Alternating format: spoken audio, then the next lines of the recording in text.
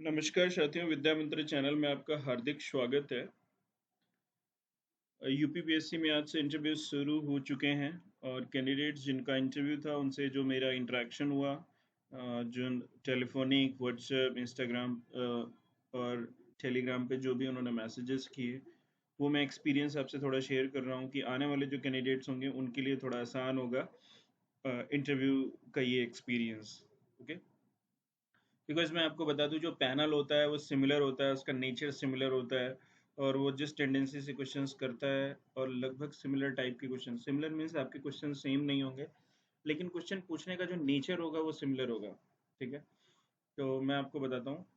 जो एक important question आज पूछा गया, what is the difference between electrical and electronics and telecommunication, is there something about voltage level. इसका मैं आंसर, सुटेबल आंसर जो होगा वो भी मैं आपको देने की पूरी कोशिश करूंगा। ओके, दूसरा सवाल जो पूछा गया आपसे, difference between capacitor and rectifier. ठीक है, कि कैपेसिटर क्या करता है और रेक्टिफायर क्या करता है। ठीक है, what is the topologies of IC, जो आईसी हैं उसमें टोपोलॉजी क्या होती है। What is LED, why it emit light. तो आप उन्हें एक्सप्लेन कर दीजिए कि एलईडी क्या होती है और ये डायरेक्ट बैंड गैप सेमीकंडक्टर पे काम करती है और कैसे कैसे काम करती है। और इलेक्ट्रॉन कैसी, जब इलेक्ट्रॉन्स हायर स्टेट से लोअर स्टेट्स में आते हैं तो लाइट का एमिशन करते हैं, जो भी करते हैं वो आपको बताना है।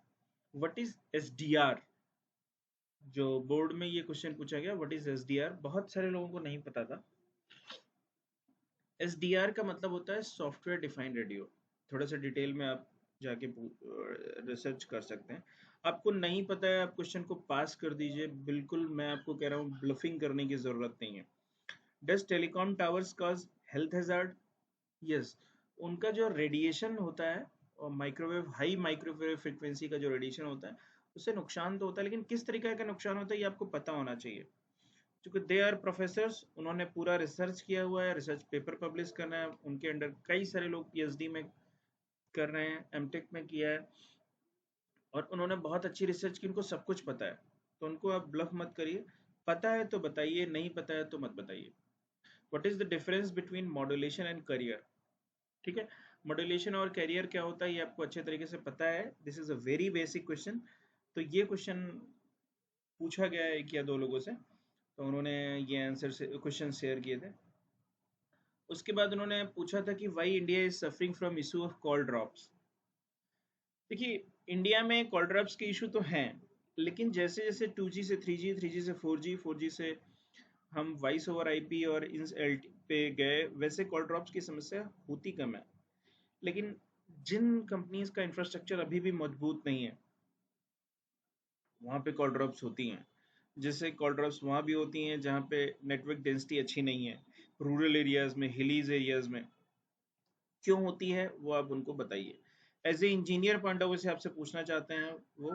ठीक है, what is latency, what is the difference between Gagan and IRNSS।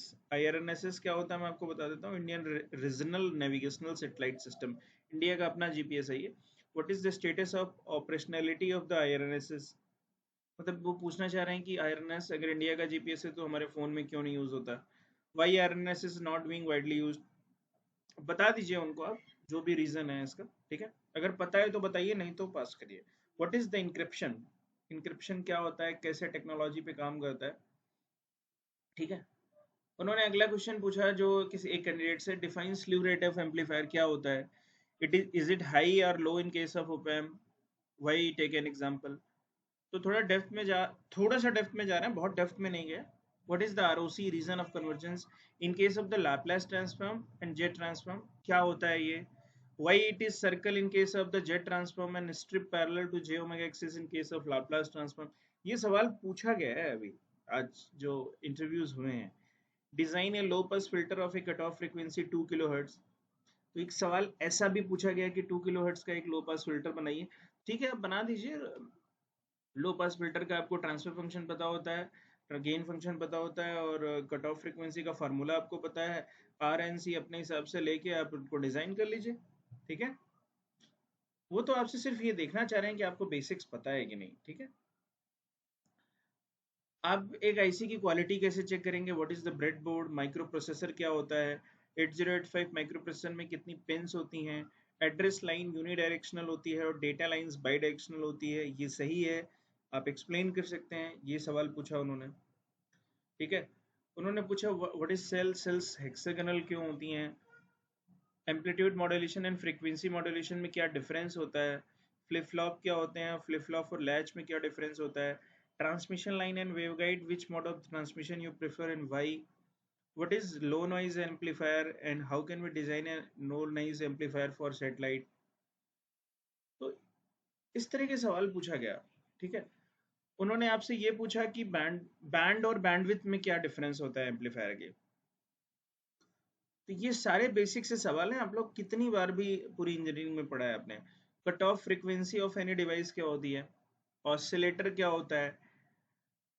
It's work on positive feedback system और निगेटिव फीडबैक सिस्टम। मॉसफेट में चैनल लेंथ क्या होती है, आपको पता है? Is op-amp is a linear device? Why, क्यों लीनियर डिवाइस है?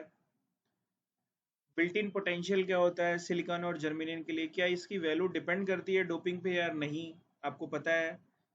बेस विड्थ मॉड्यूलेशन क्या होता है ट्रांजिस्टर के केस में, वो पूछा।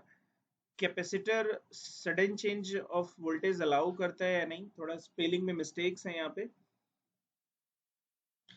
देखिए सवाल जो पूछा बेस विड्थ मॉड्यूलेशन के बारे में, वो आप थोड़ा थ्योरेटिकल सवाल है, इसको आप बेसिक से कॉन्सेप्ट करके बताइए कि कैसे बेस विड्थ मॉड्यूलेशन के बारे में शुरुआत हुई। कैपेसिटर हमारा sudden change of the voltage और करंट अलाउ करता है या नहीं? अगर करता है तो क्यों करता है? आईवी कैरेक्टरिस्टिक्स के बारे में पूछा है, एन मॉसफेट की, आप ड्रॉ करिए। स्मिथ चार्ट क्या होता है, कैन यू ड्रा? ठीक है। तो इस तरीके से कुछ सवाल जो आज पूरे पैनल में पूछे गए, ये कुल टेक्निकल क्वेश्चंस हैं। नॉन टेक क्वेश्चंस जो भी पूछे गए वो भी हम आपसे शेयर करेंगे।